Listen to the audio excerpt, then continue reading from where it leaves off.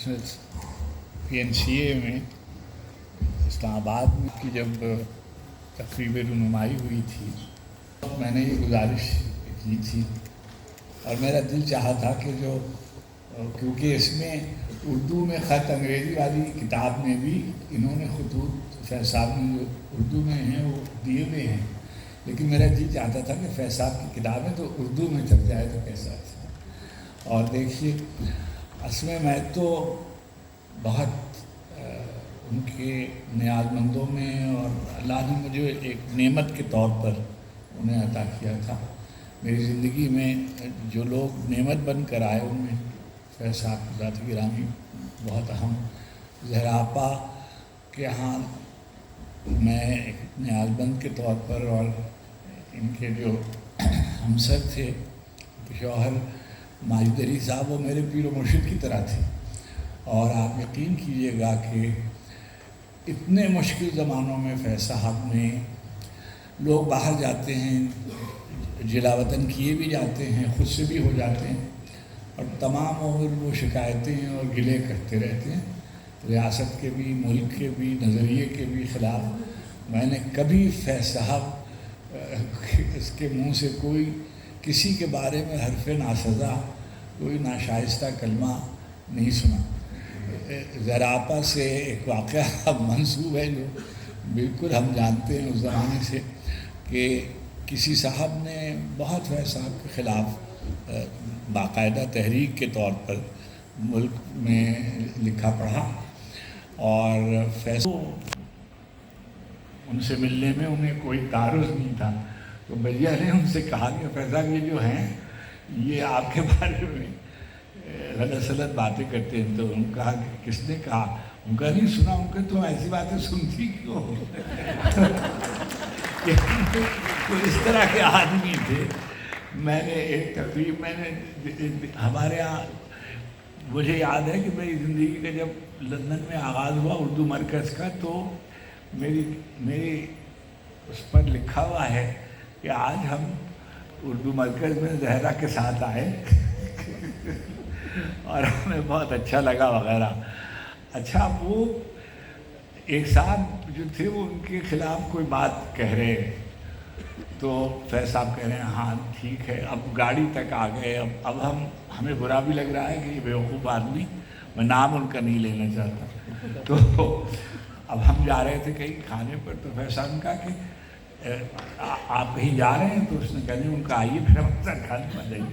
وہ ہمارے ساتھ گاڑی میں بیٹھ کے کھانے میں چلا گیا۔ تو اس طرح کے فیض صاحب تھے، آپ نے تو انہیں دیکھا نہیں ہے، وہ ایک بالکل مختلف آدمی تھے، کوئی غلط بات نہ وہ کسی سے کہتے تھے نہ وہ سنتے تھے نہ کسی کی شکایت کرتے۔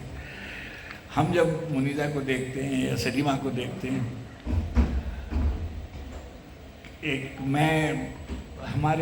میرے وہ براہ راست باس تھے اور میں نے ان سے بہت سیکھا۔ زہرا آپا سے ان کے بہت مناسب تھے، ماجد علی صاحب کے، وہ تو ان کے سروس کے آدمی تھے، الطاف گوہر صاحب۔ میں نے فیض صاحب کو زندگی میں ایک دفعہ روتے دیکھا، کھانے پر تشریف لائے ہوئے تھے اور معین گوہر کی بچیاں جو تھیں وہ پھر رہی تھیں، تو وہ ایک بچی کو انہوں نے اپنی آغوش میں لیا اور میں نے دیکھا کہ ان کی آنکھیں نم ہو گئیں، تو میں نے جا کے قدموں کو ہاتھ لگایا۔ ظاہر ہے انہیں اپنے بچے یاد آتے تھے، اور کس کو اپنے بچے یاد نہیں آتے، مگر کبھی شکایت، کبھی کسی تقریب میں انہوں نے ذکر کیا ہو کہ مجھے اپنے کتنے مشکل زمانوں میں تھے۔ آپ دیکھیے بیٹے 70 برس کا ایک آدمی کبھی ماسکو جا رہا ہے، کبھی پیرس جا رہا ہے، کبھی لندن جا رہا ہے، کبھی بیروت میں میرے پاس وہ خطوط چھپے ہوئے ہیں کہ بمباری ہو رہی ہے، شہید ہو رہے ہیں گھر کے سامنے، دوست شہید ہو رہے ہیں، مگر کبھی انہوں نے شکایت نہیں کی۔ ذرا سا کسی کو کوئی آدمی کچھ کہہ دیتا ہے، وہ پوری کتابیں لکھ کر اور آپ سے خوبہ آپ سے طلب کرتا ہے، انہوں نے ایسا کبھی نہیں کیا۔ منیزہ اور سلیمہ نے بہت بڑپن کا ثبوت دیا، اور ایسے موقع پر اگر ہم بہت ہی مختلف خاتون تھیں، آپ نے جنہوں نے ان کو نہیں دیکھا، بیگم اجلس فیض کو، انہوں نے پھر کچھ بھی نہیں دیکھا۔ فیض کی شخصیت میں اور یہ دونوں لڑکیاں جو ہیں ان کی شخصیت میں ماما کا پورا وجود نظر آتا ہے، اور ان کے خطوط اگر آپ دیکھیے اس میں بھی جس طرح کا صبر اور شکر ان کی قید کے زمانے میں، ان کی جلاوطنی کے زمانے میں اگر آپ ان کے خطوط پڑھیں تو اس سے آپ کو اندازہ ہوگا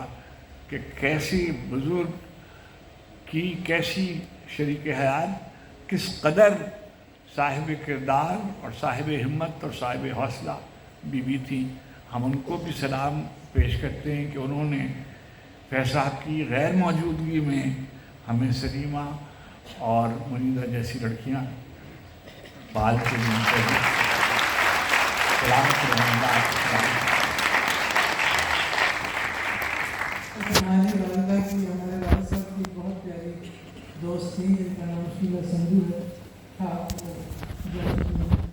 اب والد صاحب نے بات کی تو ان کے پاس میں آپ کو سناؤں گی، تو ان سے کہتی تھی آئی تھی پاکستان سے، فیض سب کو نظر آتا ہے، فیض کے پیچھے ایلس کسی نے۔ اس سے پہلے کہ میں صرف یہ شخصیات کو اس کتاب کے بارے میں کچھ کہیں، چونکہ زہرا آپا میری ماں کی جگہ ہے، میری بڑی بہن کی جگہ ہے، تو انہوں نے اس کا جو پیش رفت ہے صرف آخری دو